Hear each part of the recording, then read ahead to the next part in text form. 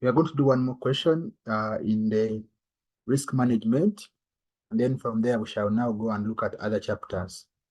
So it's called Plam.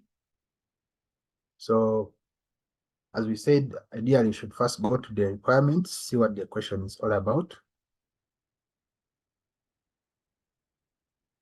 So when you look at the requirements, they're saying, evaluate the risk faced by Plam Co on its person limited interest payment in 6 months' time, and advise how this risk might be hedged. Then discuss and identify different kinds of interest rate risk faced by Plam Co.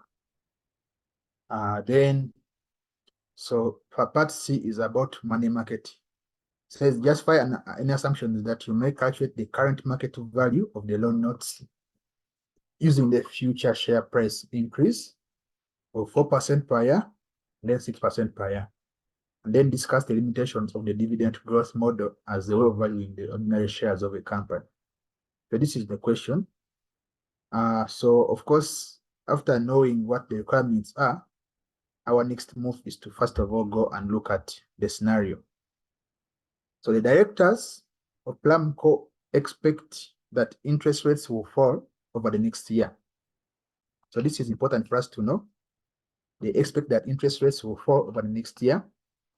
And now what you need to remember is that when you are expecting interest rates to fall over the next year, you need to ask yourself, is it good or bad for you?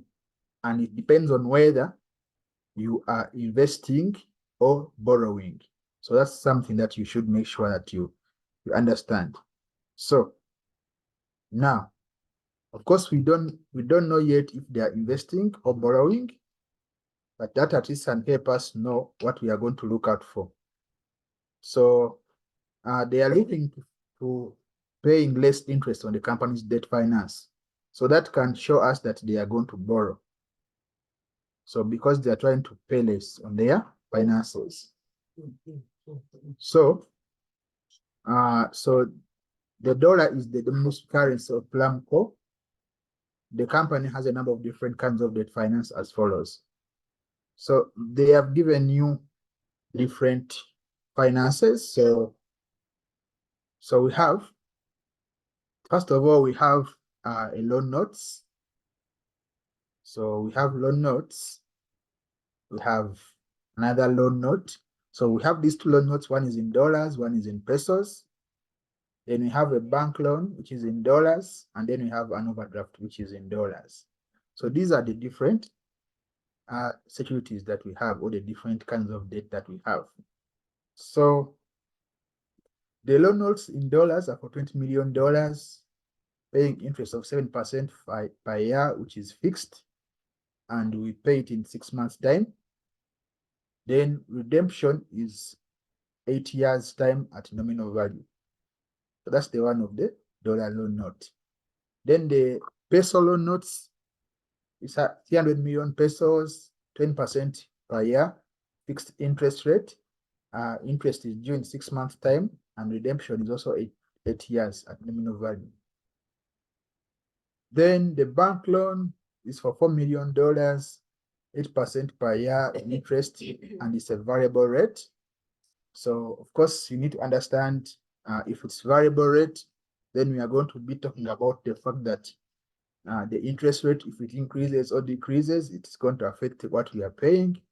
We pay it in 6 months' time, and we are redeeming it in installments.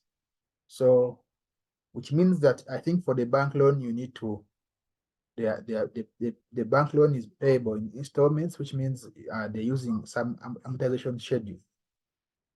Then we have the overdraft, which is for $3 million. Redemption of interest is 10% per year, again, variable rate, and we pay it monthly, and it's continuing at the current level. So which means that the facility is still open for a long time. So that's the kind of debts that we have. So of course, the 7% loan notes, they're saying that those ones were issued domestically. So remember that our domestic currency is the dollar. So the 7% loan notes were issued domestically, and then the 10% one was issued in a foreign currency, which is the pesos. Now, the interest rates on the long-term bank loan is reset to bank base rate plus fixed percentage at the end of each year. So we set it to the base rate plus a fixed rate.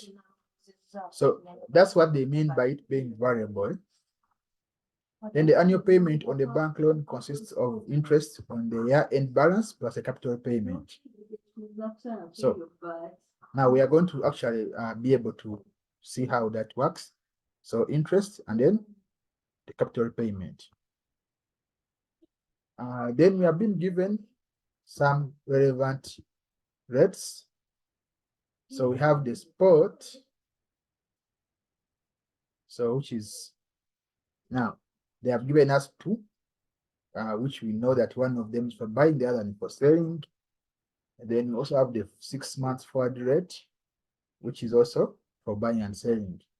Now we can place the pesos deposit at 3% per year, and then we can borrow 10% per year. So this is basically to help us to the money market hedge if we need one. Right now, we have no cash available for hedging purposes. So now all that's the information that they have given you. And of course, having looked at the question, you know what you want to look at is, first of all, the peso denominated interest rate payment in 6 months' time. What's the risk and how that risk should be hedged? So now, of course, what is the risk in the first place? So remember that we are paying, if we go to that peso, here is what we have. So we are paying it in 6 months' time. That's why we have been given some forward rate. Because now remember that the peso being not our currency, when we have to pay the interest, we shall have to convert dollars into pesos. And at the moment, if it was supposed to be payable now, we would have used the spot of 58.35 and 58.345, depending on whether we buy or sell.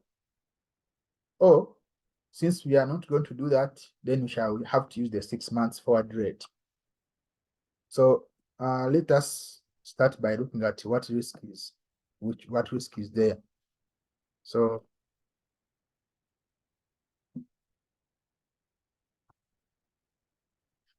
for the peso loan note,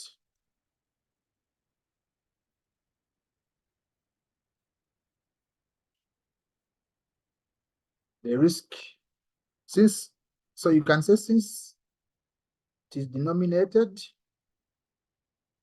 pesos, interest has to be paid in pesos.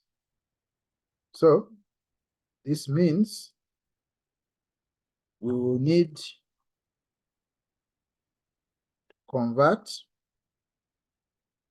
the dollars, okay, we shall need to buy pesos. Okay, so now the risk is, so as I told you last time, if you are trying to look at the risk, so remember that you have here dollars as the base currency. So if you want to convert to pesos, you have to multiply. So the risk is that this interest rate is going to increase. Because if it increases, I mean the forex rate, if it increases, that means that you pay more than what it is now.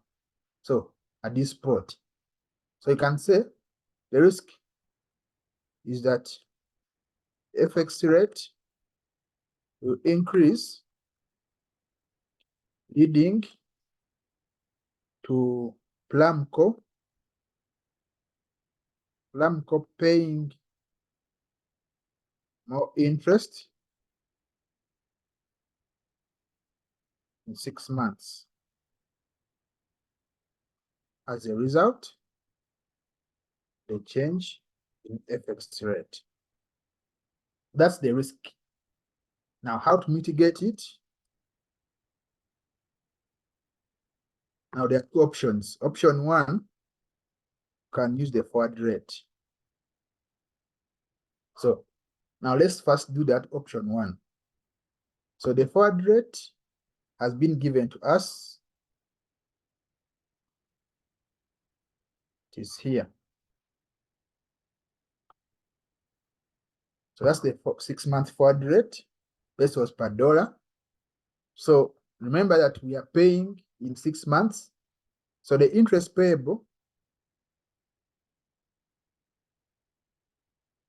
in pesos is going to be 10%. So 10% multiplied by 300 million pesos.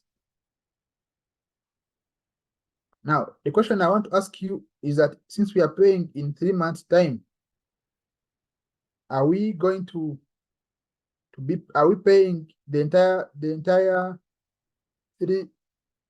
Let me first convert it so that you understood. Are we paying the entire 30 million?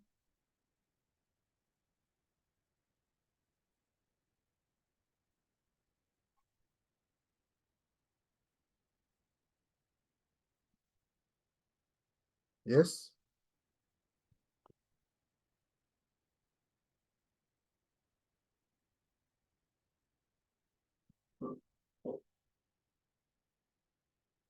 Anyone?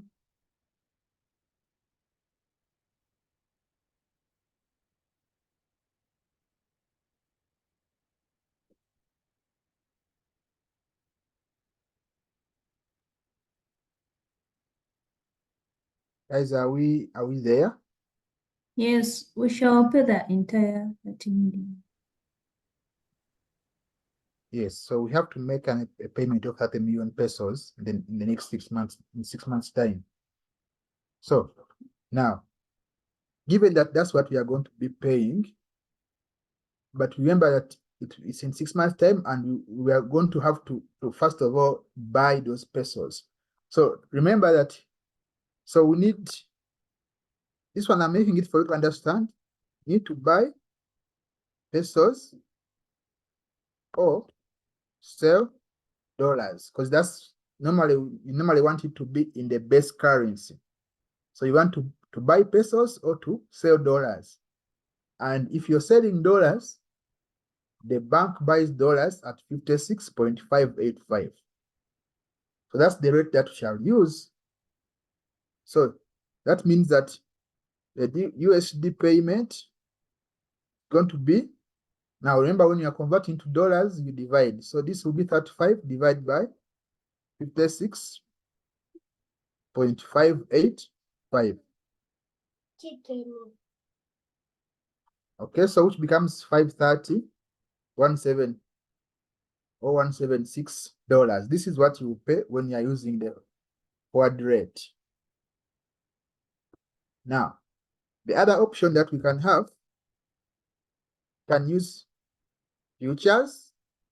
So here, we don't have information provided, and it's intentional because, as I told you, we don't calculate futures in this syllabus. We do it at advanced level.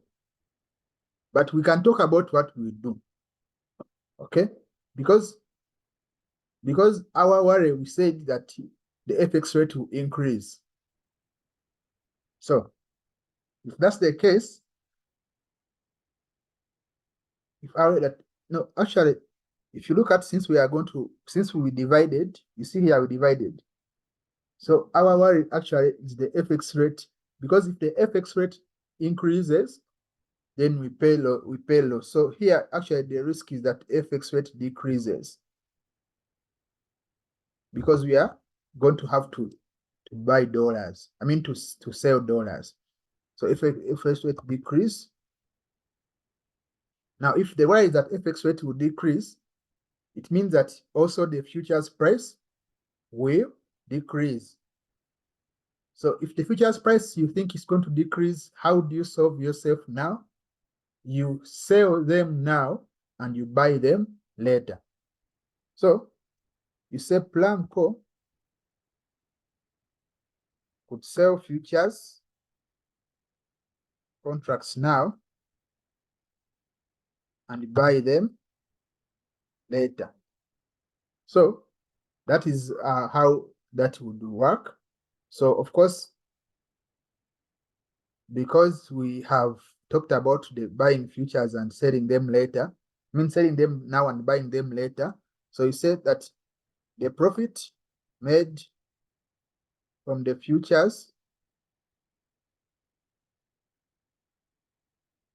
will compensate for the FX loss made on the transaction. So that is using futures. And then you can also talk about, so ideally, because you have been given information to calculate the forward rate and money market hedge, you could talk about those two and just make these ones something that you can write on as 1 or 2 sentences. But also, since we are using this chance to practice, so I'm going to also talk about options. The options here, remember, if we sell now and buy later for the futures, then for the options, we buy put options. So Plam Co should buy put options or the option to sell. Okay, should buy put options so that the profit made from the options compensate the FX loss. So then you can say options give the right but not the obligation. Therefore, Plam does not have to exercise if the FX rate moves in their favor. So that is the one for options. Then finally, the money market hedge. So although I'm starting them like this, since we have information to calculate this, you would maybe just start with the money market hedge and the forward rate. So the money market hedge, remember that we are going to have to pay. So if you remember what we did for the examples of money market hedge, if you are going to pay pesos in future, so the first option would be to borrow USD now, then you convert USD to pesos at the spot rate. Then finally, you invest the pesos for 6 months, so that by the time you need to pay them, you have them. So now, so what's the rate for investing pesos? They told us that we can invest at 3%. So it will be 3%, but we are only doing it for 6 months. So that becomes 1.5%. So then the peso amount to borrow, I mean to the peso amount, not to borrow, the peso amount, because we are not going to, or we can say the peso amount to invest if you want to distinguish it from the other one. So we are going to have to invest an amount such that after 6 months, it becomes 30 million pesos, which means that we are going to say 30 million divided by 1 plus the rate. So which becomes, so we are going to have to invest to invest 29.556 million pesos. So now I need to convert dollars to pesos. So I'm going to have to sell dollars. So if I'm selling dollars, remember that the rate which has been given for us, the spot, if we are selling dollars, that means that the bank is buying them at 58.335. So the rate is 58.335. Then I need to now get the USD amount. So to get dollars, I'm going to have to divide. So I divide 29,556 by the 58.335, which gives me 506,000. That's the US dollar amount. Therefore, I need to borrow some dollars. So the rate for borrowing dollars is, for 10% per year, but for 6 months, it's going to be 5%. So therefore, the USD amount. So now remember that we are going to borrow this amount, 506,671. So the USD amount to pay in 6 months. So it's going to be the 506,000 multiplied by 1 plus 5%. So which gives us 532,005. So now that we have only 2 figures to compare, so we can say that on this basis, or on the basis of the figures that we have,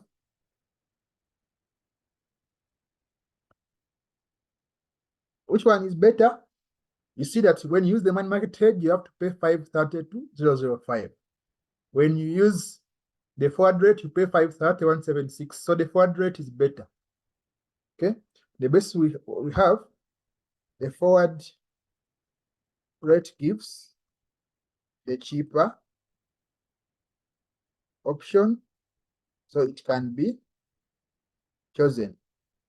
There are other things that we can add here, but for 5 marks, this should be plenty sufficient. So you don't have to go on and add more things like talk about why you are choosing the forward rate, and then the basis risk and all those things. So given that this is 5 marks, that is sufficient information.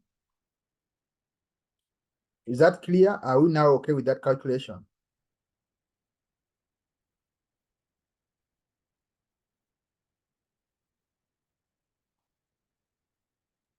Yes. Okay. So now they are saying, identify and discuss the different kinds of interest rate risk faced by Plam Co. So now when it comes to the interest rate risk that is faced by Plam Co,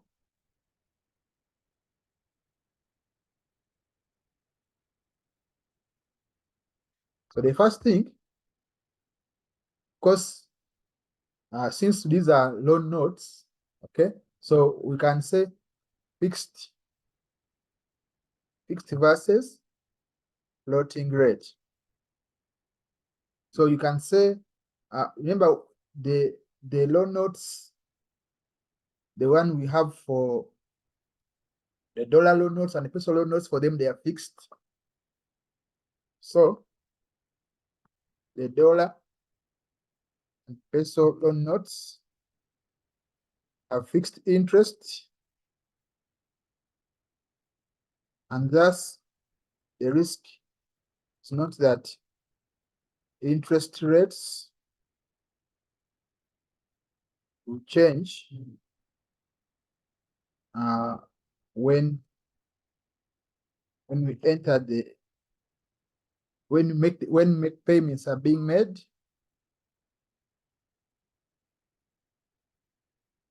but that interest rates could change before we take on the loans. Okay, so since we already have the loan facilities, there's no interest rate risk.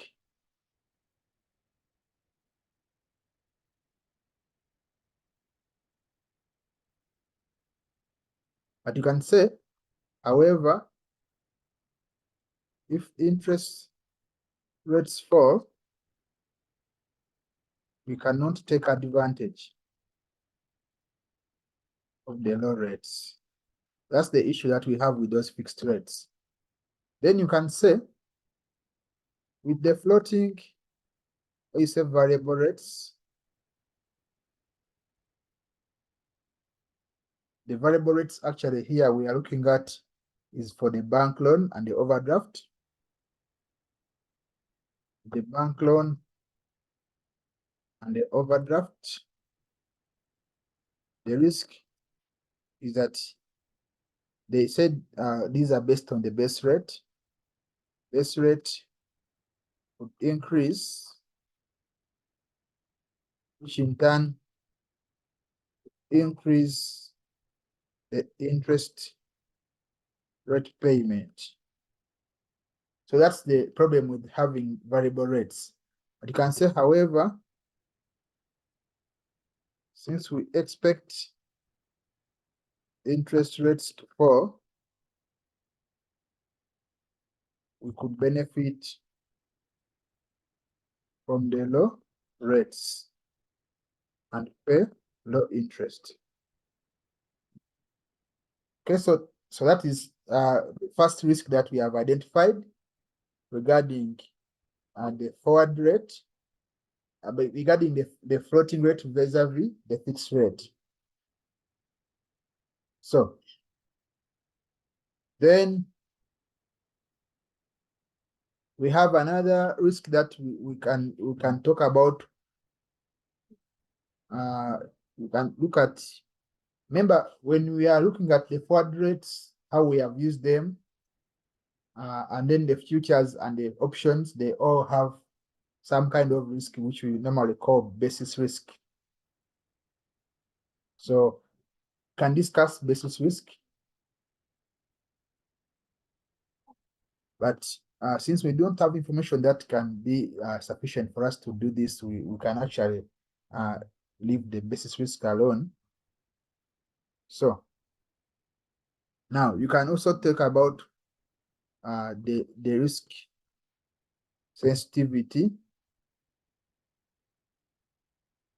to profitability.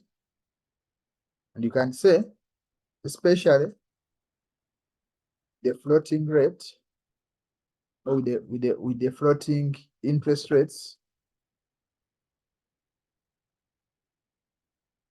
periods of high interest rates, the interest payment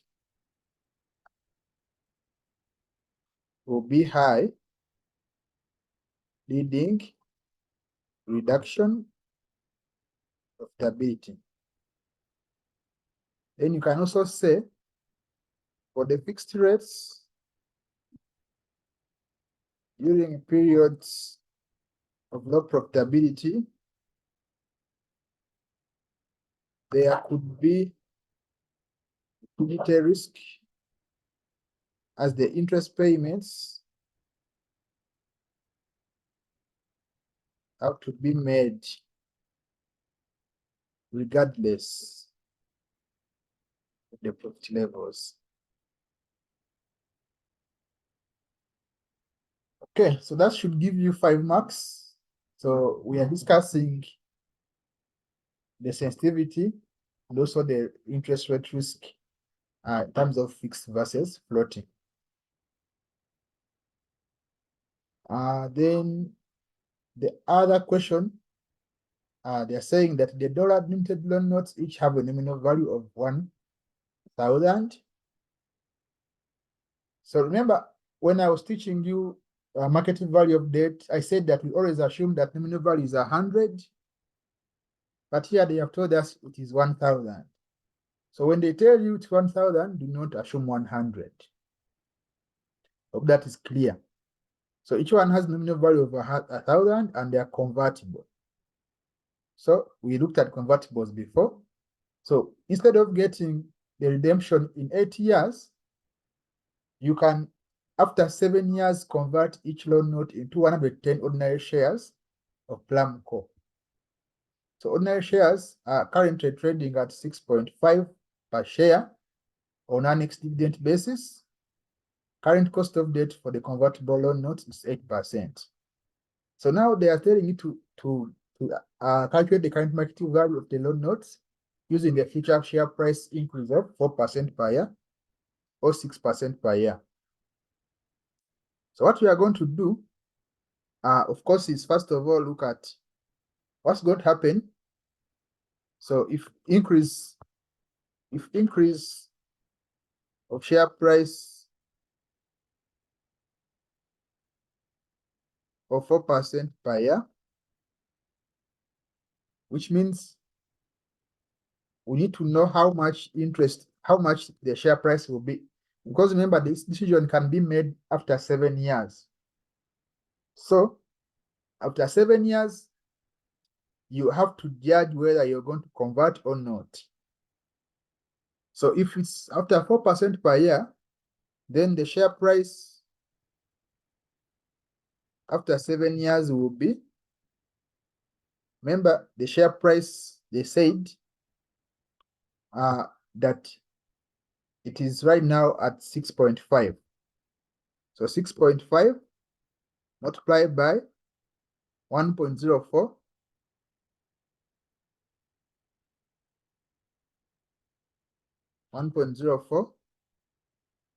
power 7 years. So it means that it will be at 8.55. So it will be at 8.55. So then you have to make a choice, and you say, so you either get cash.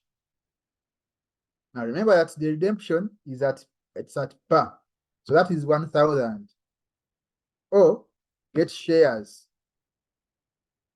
If you're getting shares, they say that instead of converting, you can get 110 ordinary shares. So which means that 110 multiplied by 8.55. So which gives you 941. So of course that means that you are comparing 941 to 1,000. So what will you choose in this case? You choose cash. Money. Yeah, you choose money. Choose cash. And if you choose cash, then you have your, remember the question wants us to calculate the current market value of the loan notes. So market value of the loan notes, you normally look at year 0. Now what we are going to do to get market value is basically we get for year 1 to 8 is interest. So we look at the present value of the future cash flows, which is interest and the redemption. So year 1 to 8, we get interest, and that interest, these loan notes are for the interest is at 7%. So that is, so now remember, if we are assuming 100, that would have just been 7. But now, since it's 1,000, that is 70. Or you can say 7% of the 1,000, which is 70. That's the interest. Then year 8, have the redemption. And the redemption, since we are choosing cash, to be 1,000. So these are our cash flows. So then you have discount factor. And they say that the current, where is it?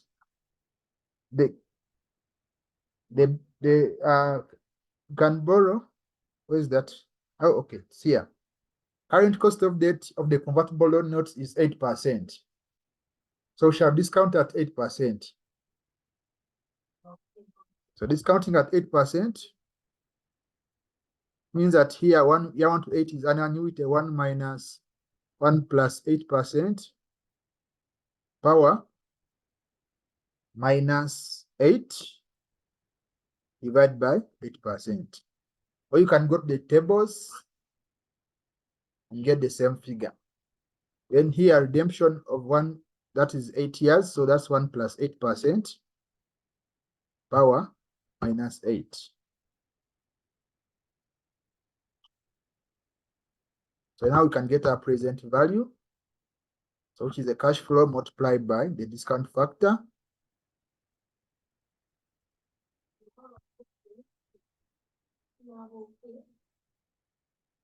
Which gives us 943 as the market value. So if the share price increases by about 4% per year, market value will be 943. Are we okay at that point?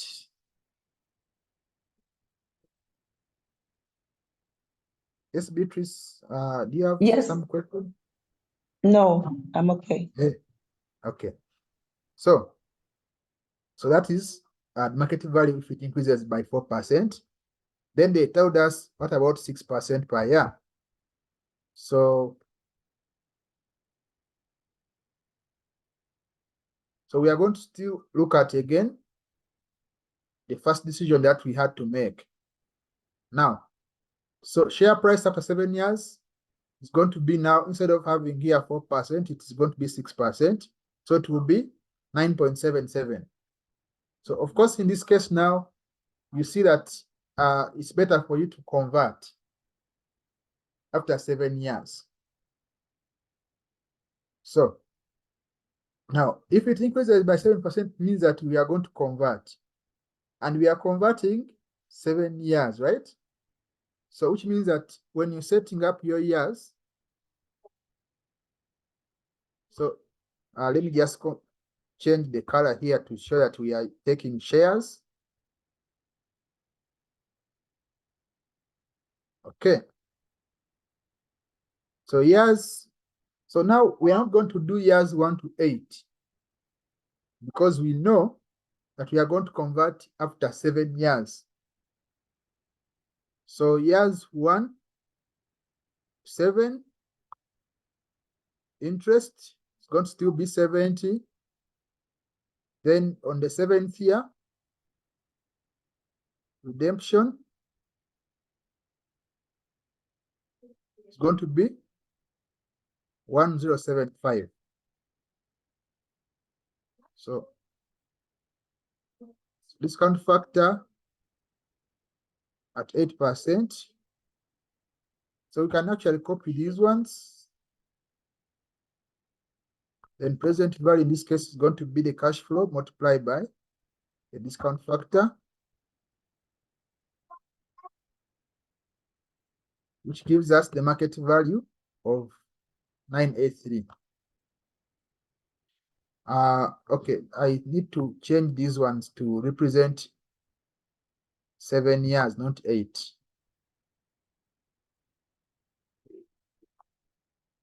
Okay, which gives us 992. So remember the question said, justify any assumptions that you make, calculate the current market value of the loan notes of Plam using the future share price increase of 4 and 6, which means that the assumptions that you are making, you have to discuss them. So what is the biggest assumption that you can make? Is the assumption that, of course, the share price will grow as stated, but then also the another assumption is that, remember that we are making it after 7 years to convert. So the assumption is that, of course, the people are going to be able to convert when that 7-year gap reaches, forfeiting the interest for the 8th year. But also another assumption that you can make here is that the cost of debt given to you here of 8% is after tax. Okay, so now we are left with one part, limitations of the dividend growth model. So now these ones, we talked about them the dividend growth model. So now remember that dividend growth model is the one, if I can just bring for you the formula, this is the one that they are referring to. This one right here. That's the one that they are referring to. So the limitations, the very first one that we can talk about here is that it assumes either constant dividends or constant growth. So that G is either 0 or some constant figure. And yet, in actual sense, dividends can grow at different rates. It doesn't have to be a constant growth. So now also you can say it assumes the dividend growth can be determined with accuracy, reasonable accuracy. So this is not something that you can easily do, because dividends don't just depend on cash flows, they depend on many other things, sentiment for the people, all sorts of things. So predicting them may not be so easy. So that is one other thing that you can discuss. And then also, it also assumes cost of equity remains constant. Okay, so in reality, it will change based on a number of factors. You may not actually give those factors. Okay, but some of them could be the ease at which somebody can get debt that can affect cost of equity, the level of GI. So you can see that those are other things that you can talk about. And then you can also talk about maybe, okay, we have talked about the dividends, the growth, and then we have talked about cost of equity. So, okay, those ones can be sufficient. Okay, so those are the limitations of dividend growth model. Those are the limitations of the dividend growth model. So is there any question regarding this, or are we clear of what will be done?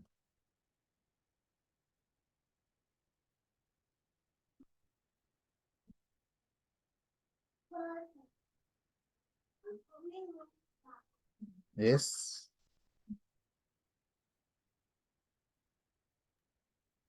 No questions.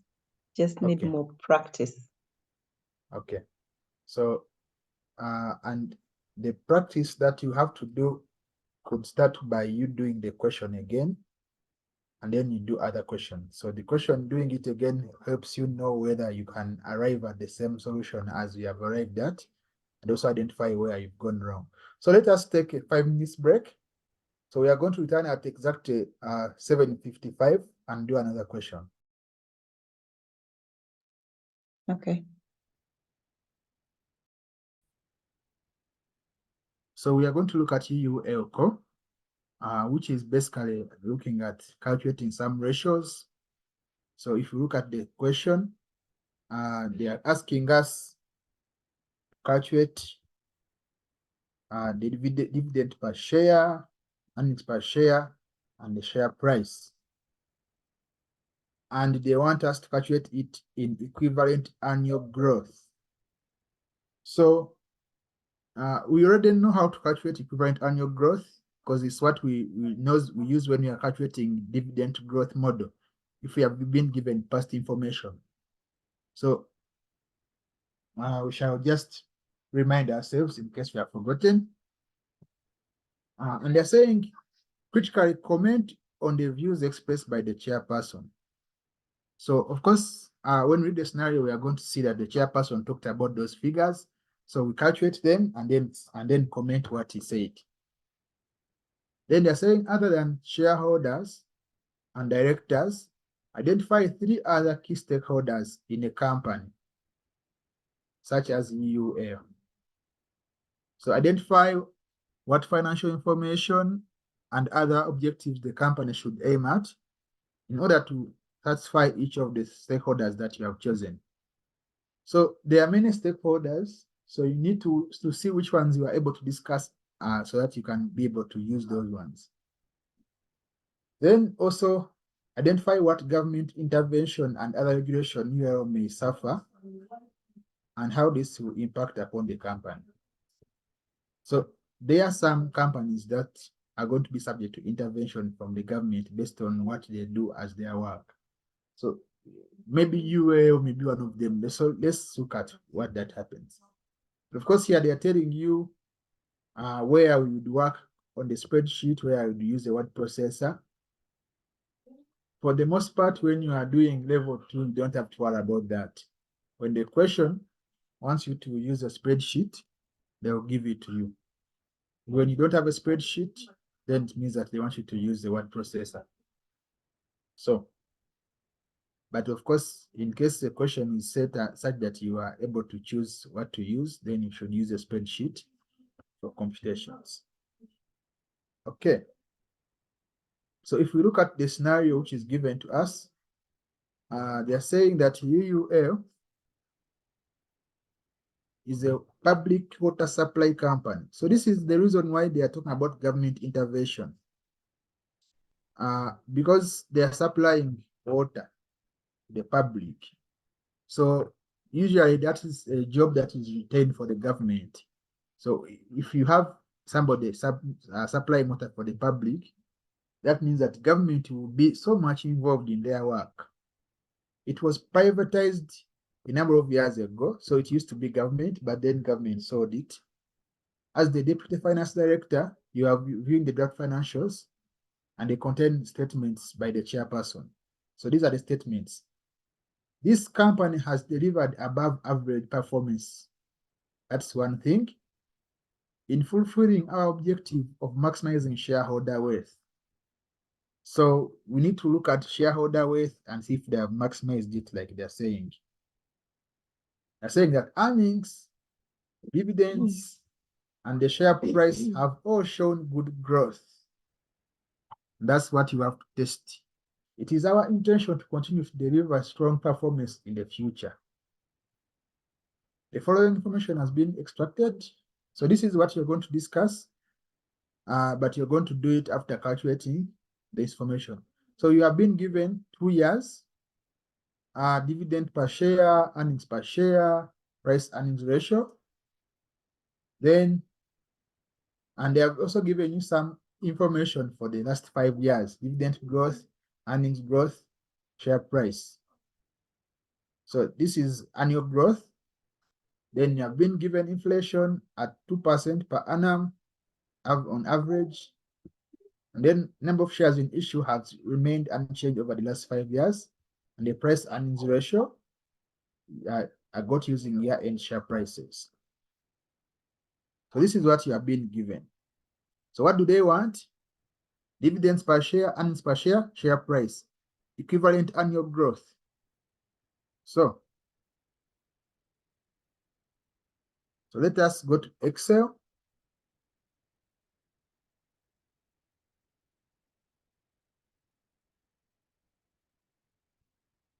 Dividends per share, earnings per share, and share price. So what you want is equivalent annual growth. So this is equivalent annual growth.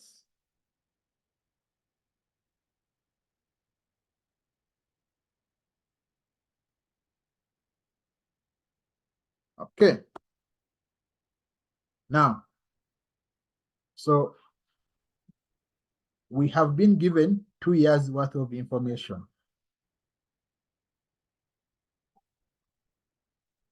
They have been given 2016 and actually not only 2 years. They have been given the one for 2016 and the one for 2012. So that means from 12 to 13, then to 14 to 15 to 16, there has been 4 years of growth. Okay, so we are looking at 4 years of growth. So what I can do, we can bring both of them there. So let me just bring 2016. Then I bring 2012. So ideally, when you're answering questions, it's better to use 20x as they have given it to you. I don't know. I don't think they'll penalize you if you make a mistake and you use. So this is 7.1 cents. So everything is given in cents. So let us use cents. So let's say dividends per share. Put cents here.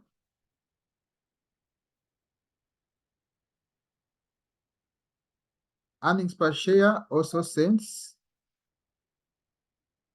So then we have also P/E ratio. Then we need to get the share price, because we need to see how it has grown. So 7.1, 4.2. Then we have here 41.3. Then we have here 31.6. Then P/E ratio, 22 and 17. So now we need to get equivalent annual growth. So as I said, to get equivalent annual growth, we need to get the growth. You need to get the dividends per share of 2016 divided by the dividends per share of 2012. Then you power 1 over how many years of growth there have been. And there have been 4 years of growth. Okay, so that is, and then you subtract 1. So which gives us 14.0%. So when you drag that formula down, you get 14% for dividends per share, 6.9 for earnings per share, then 6.7 for PE. Now to get the share price, you normally get, because remember, PE is given as price per share divided by earnings per share. So if you want to get the share price, so let me write it here. PE is equal to price divided by earnings. Therefore, to get the price is the same as having PE multiplied by the earnings. So that means that the share price is going to be given as the PE ratio multiplied by earnings per share. What we are going to get is going to be in cents. So if I want it to be in dollars, I divide by 100. So share price in dollars. So now I have 9.1 in 2006 and 5.4 in 2002. Again, the growth is 14%. So they didn't ask us to calculate the one for the PE. So you could even remove it. Okay, but because since you have got the ones that they want you to calculate, that's fine. Now we can bring the industry average. Because now the reason why I'm bringing the industry average is that they asked us to calculate and then critically comment on the views. So we have already calculated. Now what we have to do is to comment. So commenting, remember, ratios can't be commented on by their own. You have to really have some kind of comparator. So here they gave us information for the industry. So dividend growth 11% annually. So this is 11% for the industry. Earnings growth 12% annually. And the PE ratio growth or the share price growth 18% annually. Okay. So that's what have been given us as the industry. So they also gave us something to do with inflation, 2% per annum. So now we can now start discussing. So first of all, the statement says that this company has delivered above average performance in fulfillment of objectives of maximizing shareholder wealth. Earnings, dividends, and share price have all shown good growth. Now let's start poking holes, if there are some holes to be poked. So of course, dividends have grown more than average, but look at earnings per share, not so much. Look at share price, not so much. Okay, so you say the chairman's statement seems to be flawed.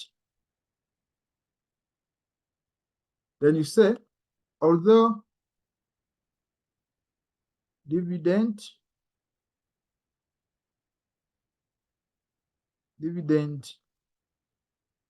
per share grew at an average of 14% above the industry average of 11%. The PE or the earnings have grown at less than industry average. Then you say the share price has also grown less than industry average. So that alone shows that the statement is not correct. Okay, but of course, we are going to add some. We are going to add some more. So the chairperson, of course, for them, they say that the growth is good, but we don't see, you know, one of the things that you should realize when you are discussing ratio is what is controllable and what is uncontrollable. So the earnings per share are not controllable, and the share price is also not controllable. So what does that tell you? Because you know, dividends per share is what you decide to give your shareholders. So you can say, what is this company called? UUL. UUL Co seems to have paid the shareholders more in dividends than the industry average, despite having grown at a lesser, let's say at a, no, it's having grown at a lower rate regarding earnings and share price. In fact, you could even argue that the reason why the earnings have not grown is because the dividends have been washed, taking away the money that would have been used for investment. Okay, so the shareholders may not be happy by you giving them dividends and not growing their earnings. Although some of you in this room might say, I don't care as long as I'm getting my dividend, but the company is going to collapse in the next few years if it keeps on going like that. And then it won't be good for you. Okay. Now, of course, the other thing that you need to consider here, they gave us inflation. and it was 2% per annum. Now, had you found that some of these things have just grown by 2%, you would have said that they have just grown by inflation. But since they have grown way beyond inflation, so that is real growth, really. So there's been real growth in the share price, there's been real growth in the PE ratio, and even the dividends per share. Okay, so you can even talk about that. Since inflation is 2% average per annum, there has been real growth in earnings. You can even stop at earnings or and share price. Okay, so now here we have criticized the point. Now we can go. Is there anyone who has an issue with what we have calculated here, or are we all fine on that front?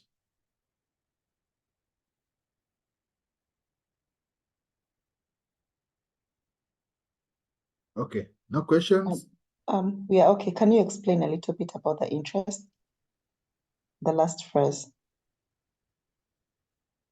The inflation. Oh, inflation, yes.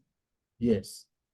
You see, ideally, when you have inflation in a country, if the country, now like if you go to the US, the UK, and the European Union, where people respect inflation, okay, respect is that if your salary is 5 million this year, and the next year it is still 5 million, yet inflation has increased, means that your salary has actually gone down.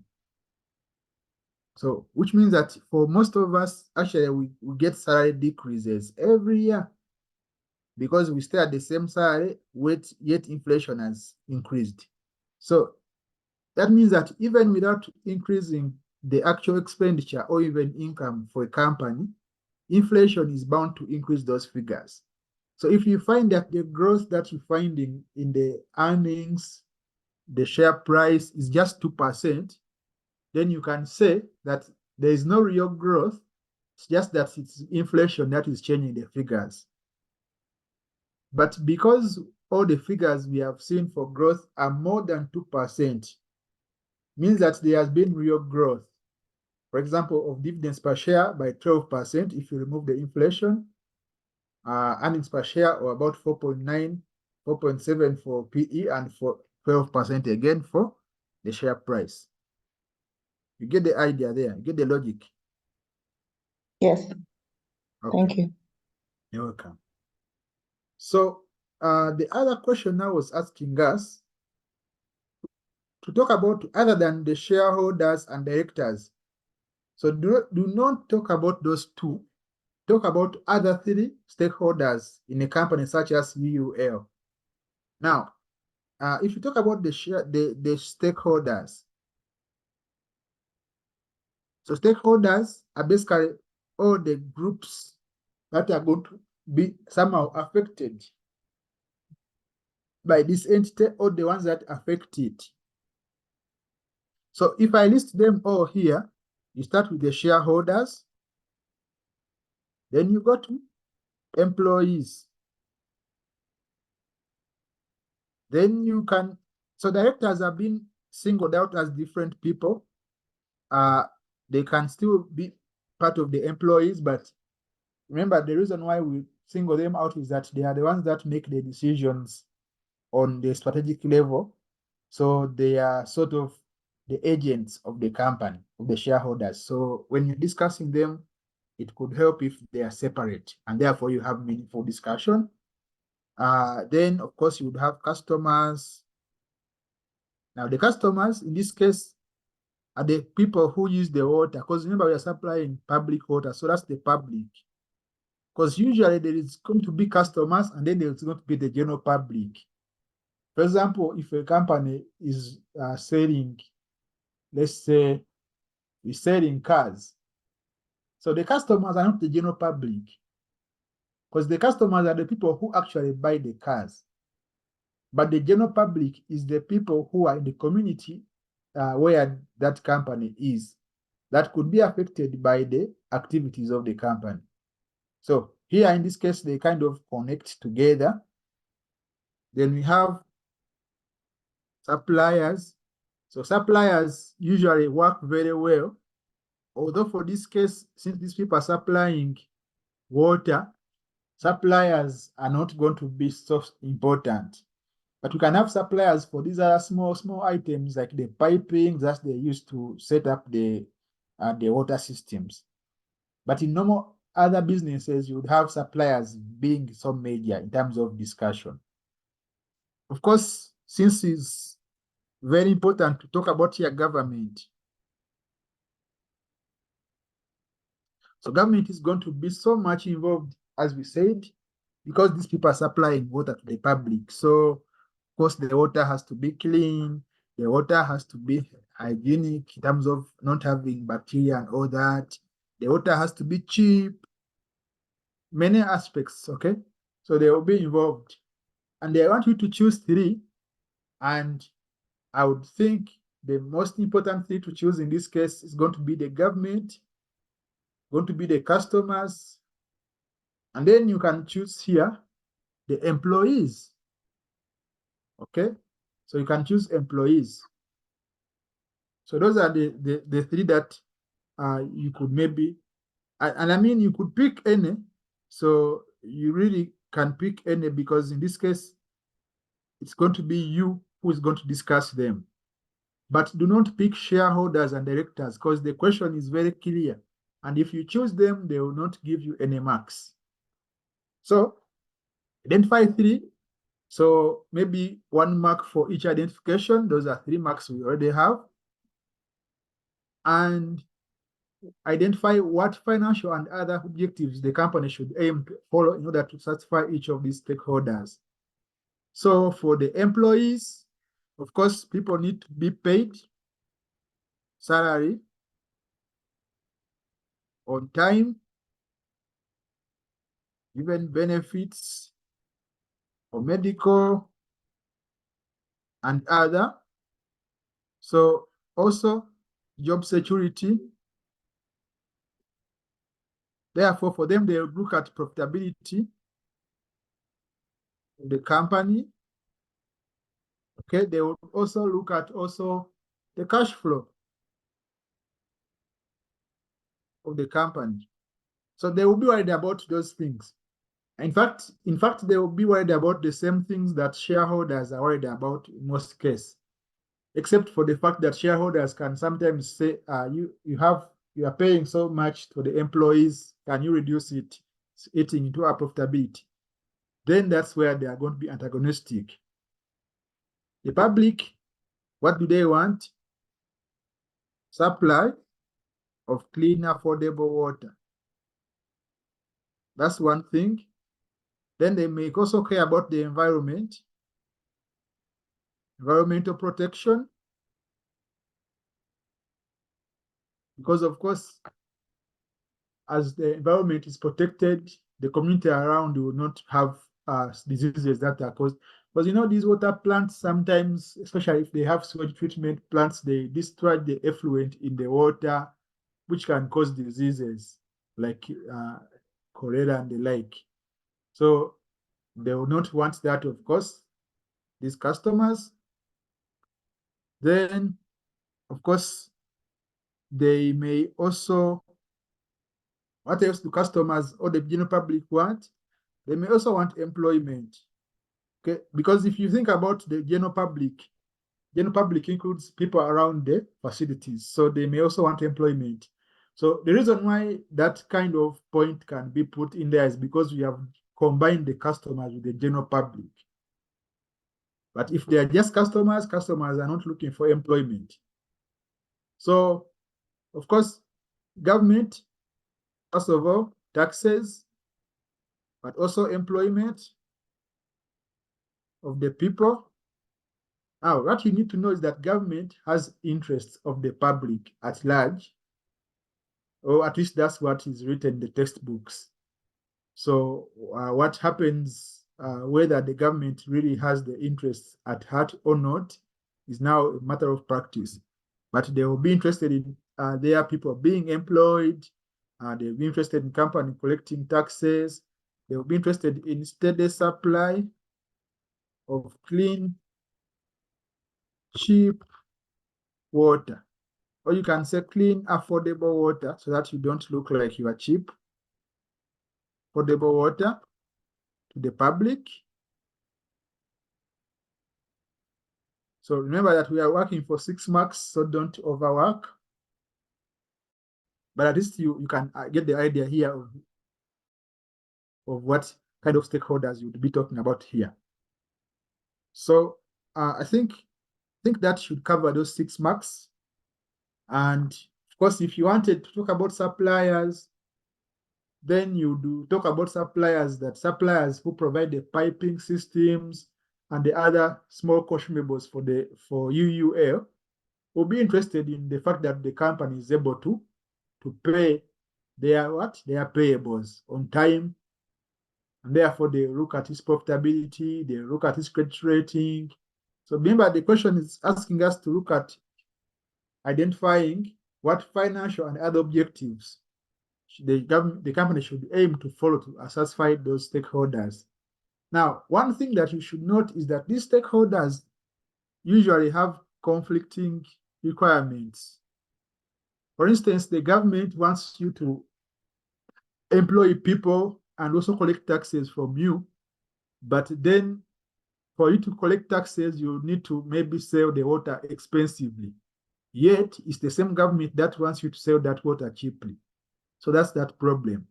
Another problem is that, for example, employees, of course, want you to pay them more, whereas the shareholders want you to reduce the costs, which means that at some point you are not going to be in the same kind of state of mind when you're discussing the needs of the different stakeholders.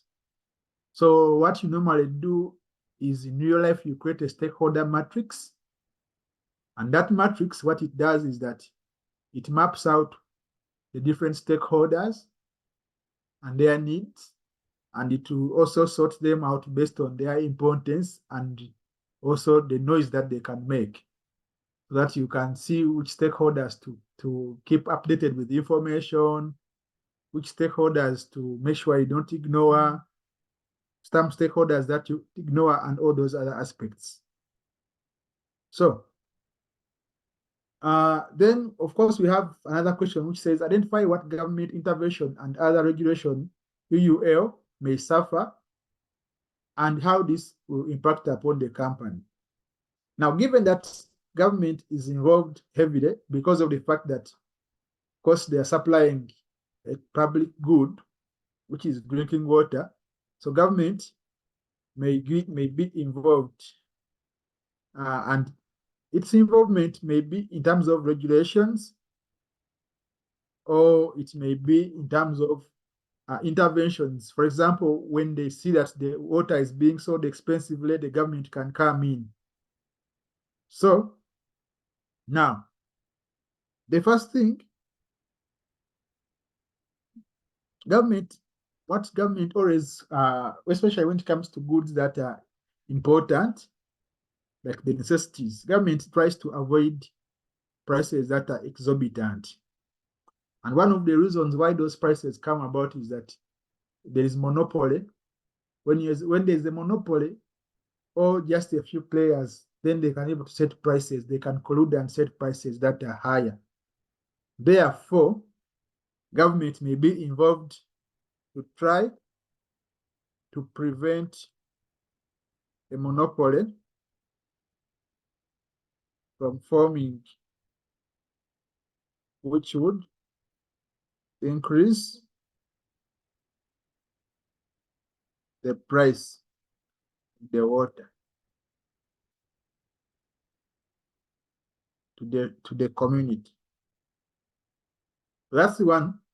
And of course, what you need to understand here is that government, in this case, may not maybe become successful because now, like if you see National Water and Sewage Corporation, it has set up different pipelines that move through the country and all that.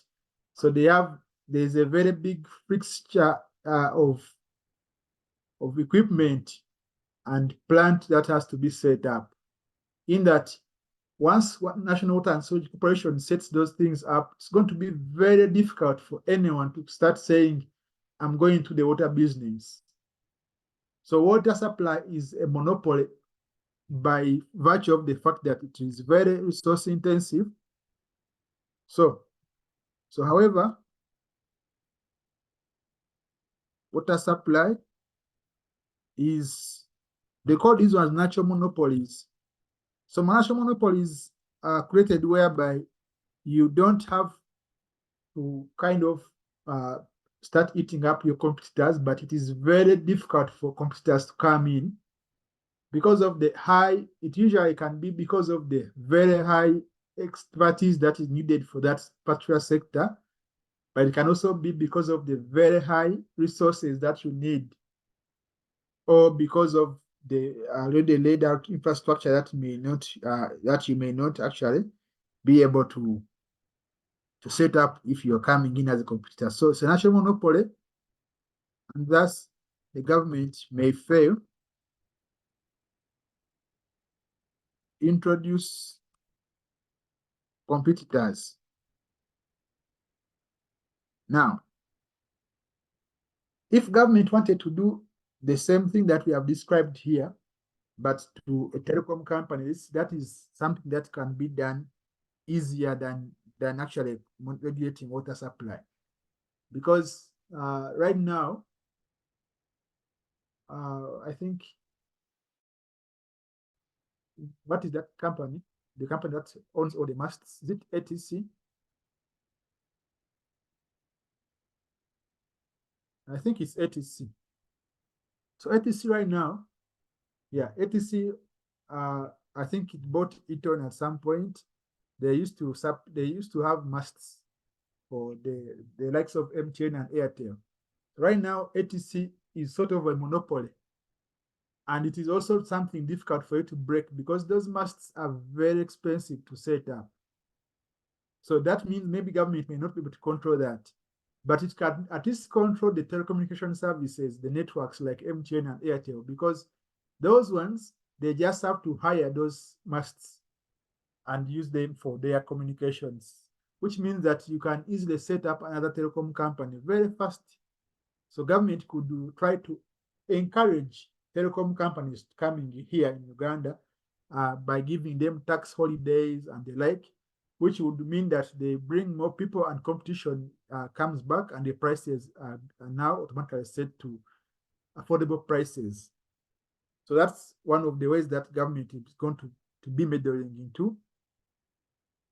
So also government, I'm saying government, I don't know why I'm saying GOU, because it's not government of Uganda. So government also may try control the prices of water by setting price caps.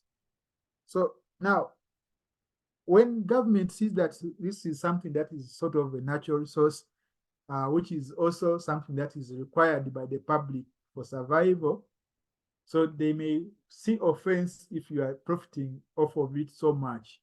So they can set price cap, and they say you can only sell water 20 liters at maybe 300 as a maximum that you can charge.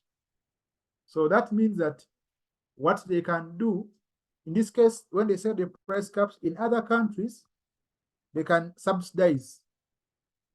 This can be achieved by government subsidizing the water, but that's going to be a cost. So most likely, they just regulate the price that can be set by UUL. So, of course, this will reduce the profitability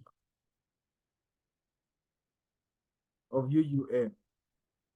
That's a problem because remember, UUL is a company surviving on the fact that it is now private, it is listed, so its share prices have to increase. So it can't operate like how government wants you to operate by having lower prices, because then how are the share prices going to keep increasing like what they are promising the shareholders in terms of dividends and also share price increase and all that. Then also government also regulate the minimum standards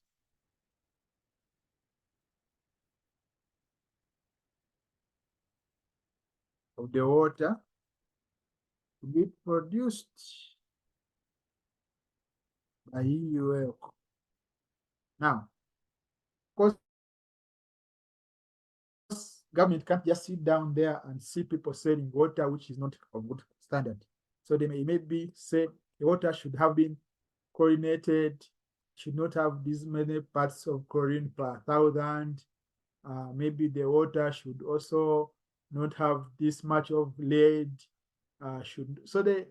We have Uganda, you have the bureau here, for example, in Uganda, the UBOS. I think it's UNBS, National Bureau of Standards. So that's the one that is going to look at the different quality standards that government has set, and the water has to pass those quality checks. So that helps the public because means that the public is not going to be given water which is not of this right hygiene that may cause people to fall sick. And also, because of that, you're going to have, but now this might be costly for UUL to comply and thus further reduce profitability. Now, as you can see, UUL may suffer because of whatever government is going to try to regulate. So, I don't know. So let me see how many marks were given on this. So these are already plenty of marks. So you are going to get, if you're explaining this point very well, by you see how I'm doing it, you state the way the government may be involved, how it may affect UUL. Of course, here in this first one, you say it may not affect it so much because of the national monopoly. Then you also talk about the control of the prices by setting caps and how they can affect. And then you talk about how they regulate the minimum quality standards and also the weight or the effect that can have. So that way you are making two marks per point. So which gives us the 6 marks that we need. So is that clear? Do you have any questions on that?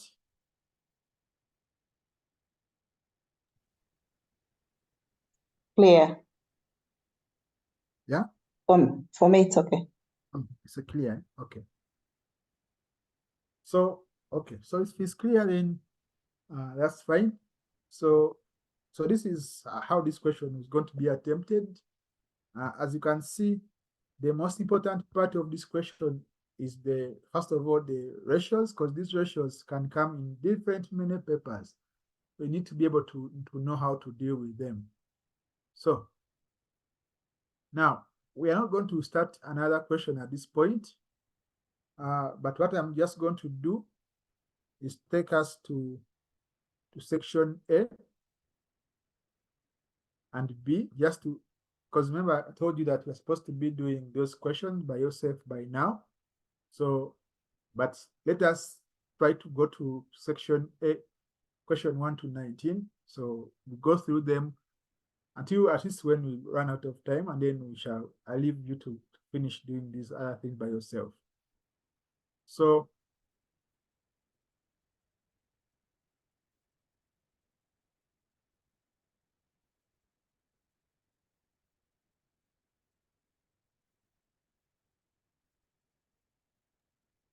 Okay. So we have here our questions. So financial management function, section A. And they're saying that in relation, the financial management function of a company, which of the following provides the best definition of a firm's primary financial objective? So 1, to achieve long-term growth in earnings. 2, to maximize level of annual dividends. 3, to maximize the wealth of its ordinary shareholder. And D, to maximize the level of annual profits. So which one is the right answer on that?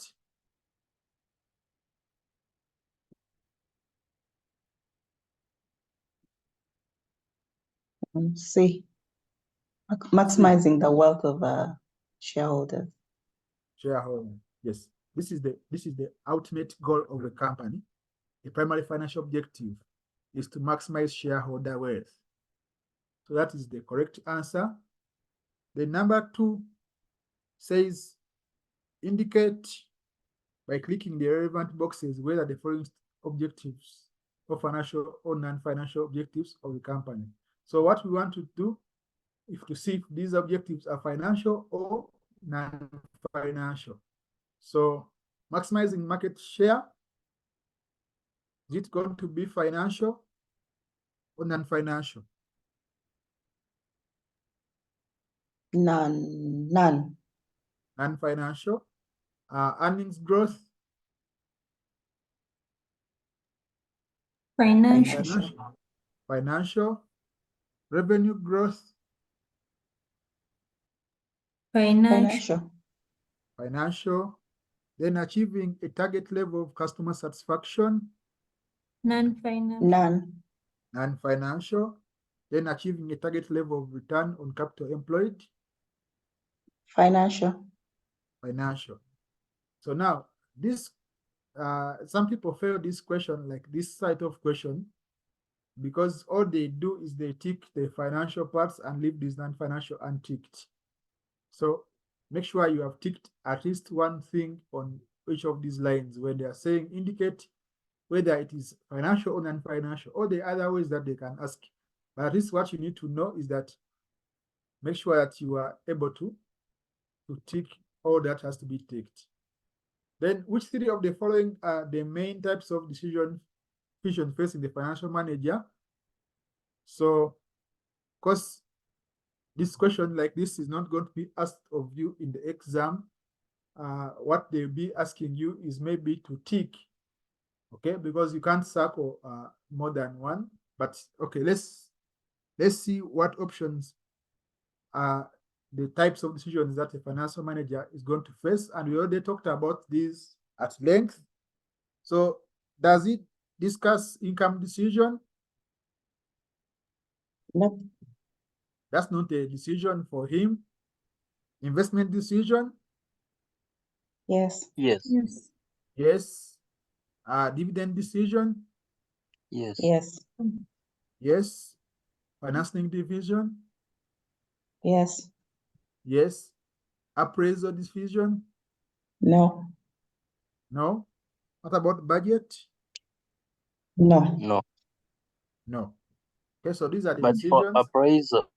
for appraisal, isn't it also like in investment? Auntie, the question is not saying investment appraisal, because an appraisal can be a performance appraisal for staff. Appraisal. Okay. Okay. Yes. Yes. Eh. So it's not. Now you see, there I would not. Yes, I know. Sometimes you can make a mistake because you saw the word appraisal. Okay, so let's continue. So number 4 says, which 2 of the following examples of financial objectives that a company might choose to pursue? And they're saying which 2, so you're going to have to choose 2 things here. So dealing honestly and fairly with customers on all occasions. Is that a financial objective? No. No. No.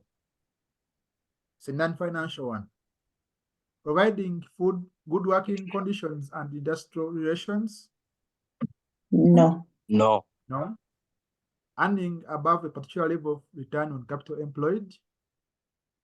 Yes. Financial. Yes, it's financial. Producing environmentally friendly products? No. No. No.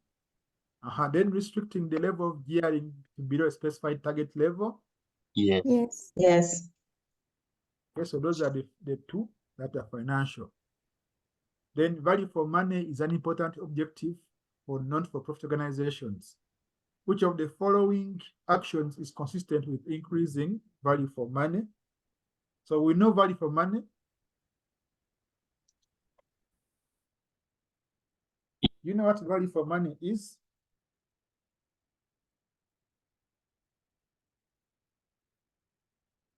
I was expecting everyone to say yes, because the word itself tells you what the thing is. Achieving the value for the money that you have incurred. For example, there are 3 E's that we have to look at: economy, efficiency, and Efficiency. effectiveness. Yeah. So that's value for money. So now, which of the following actions is consistent with increasing value for money? So they're saying using a cheaper source of goods and thereby decreasing the quality of non-for-profit organization services. Is that No. going to achieve? No. No. And why No. is it not achieving? Because it's killing the quality. The quality. Value for money, the quality should not be compromised because of the price. So searching for ways of diversifying the finances of the non-for-profit organization, is that value for money? No. No. You can No. diversify, but still you don't get what you wanted. And also NGOs don't usually go diversifying, because NGOs are set up for particular purpose.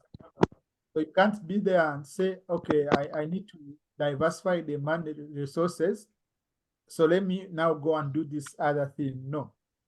What about decreasing waste in the provision of a service by the non-profit organization? Is that value Yes. for Yes. money? Yes. Okay, so what value is it? If you decrease the waste, that means you're decreasing the costs. Efficiency. Yeah, we are supposed to choose from efficiency, economy, and effectiveness. Where would that go? Economy. Economy. No, efficiency. I think it's efficient. It's efficiency. Yeah. Yeah. So efficiency means, because remember, economy looks at the lowest cost without compromising quality. Then efficiency looks at using the resources you have.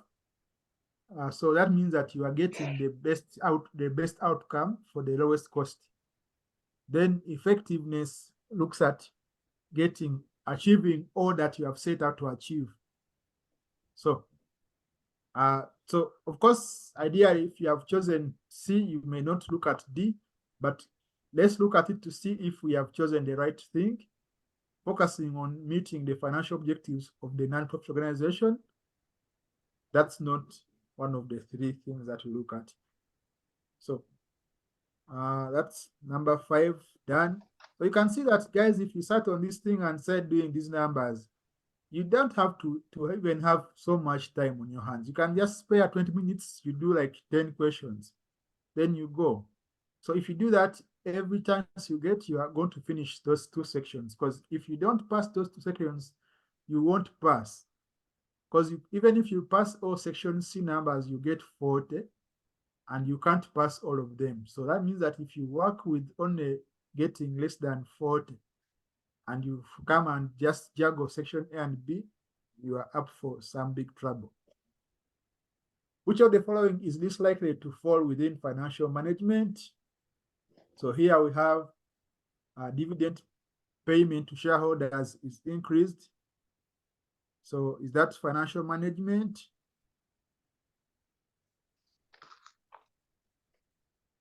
Yes. Okay. Because dividend decision. So that is financial management. This is financial management. Funds are raised to finance an investment project. Financial management still, because it's investment decision. Surplus assets are sold off. So this can also be taken to be part of the financing decision or investment decision, because when you sell your surplus assets, you get some finances back. Then a report is produced comparing actual results to budget.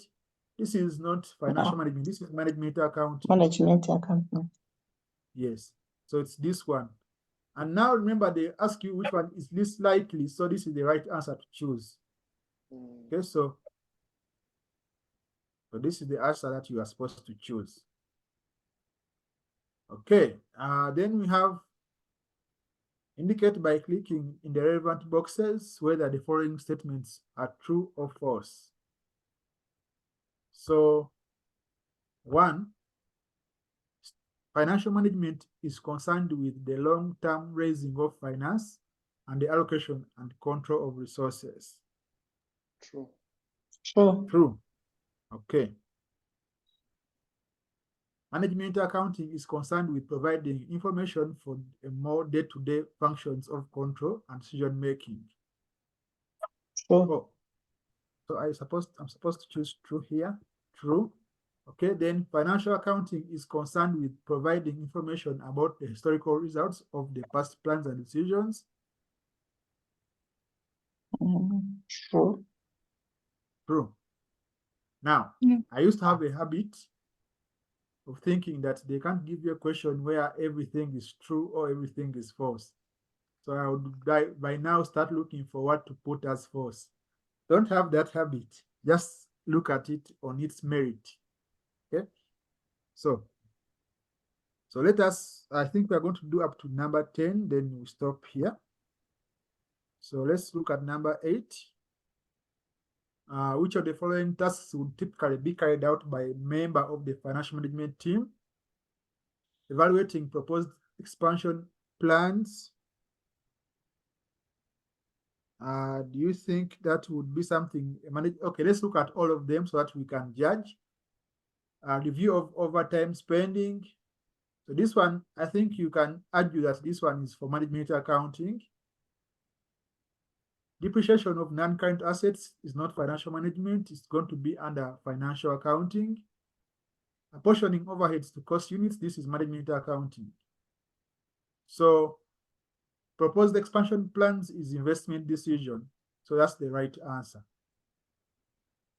Okay, so make sure that when you're doing, you can use the process of elimination to remove things that are clearly not going to be true. And then you start looking at the options that remain, and then you analyze them critically. Then which two of the following are examples of internal stakeholders in a firm? So we have company directors. Now, the stakeholders we have looked at today, but I didn't classify them. Now let us classify them. Internal ones are the ones that are within the organization. So which is employees, directors. So actually, we are looking for internal stakeholders, and I've already talked about them here. Employees, yes, and the directors, those are the internal ones. Then the external ones are those ones that are outside the company, like customers, suppliers, and the finance providers, which is the banks and the other financial markets. Then we can now look at number 10. What's the main purpose of corporate governance? So 1, to separate ownership and management control of organizations, to maximize shareholder value. So if we are looking at what we are eliminating, this is already wrong. Facilitate effective management of organizations and to make organizations more visibly accountable to a wider range of stakeholders.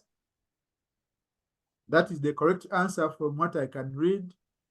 But if you see the other one, for sure that regulatory frameworks are adhered to.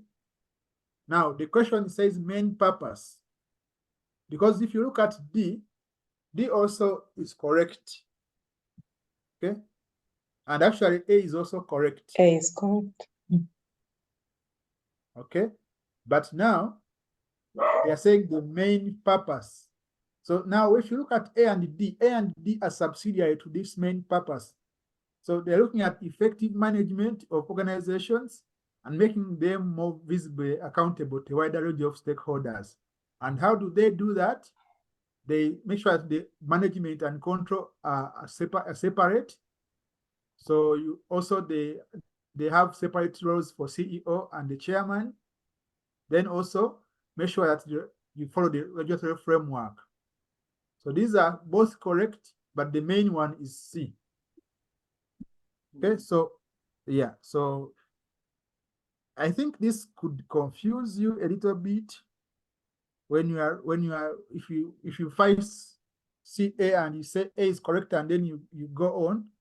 So although you can be certain about some answer to be correct, but it's always advisable to look at all the different options and now weigh them against the question to see which one is more correct in that sense. Okay, so we are going to stop at this, but I hope that you have been going to this kit and following this question, because the good thing is that you have the solutions at the back of the book. So you can always go there and look at the solution and see where you've gone wrong, correct yourself, make notes. That's how you prepare for this section A and B. And then for section C, we are going through it, doing the calculations and the theory.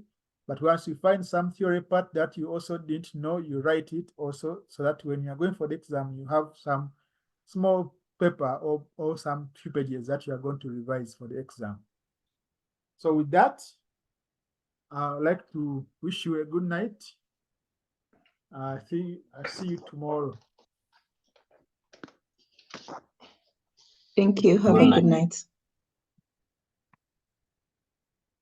Good night.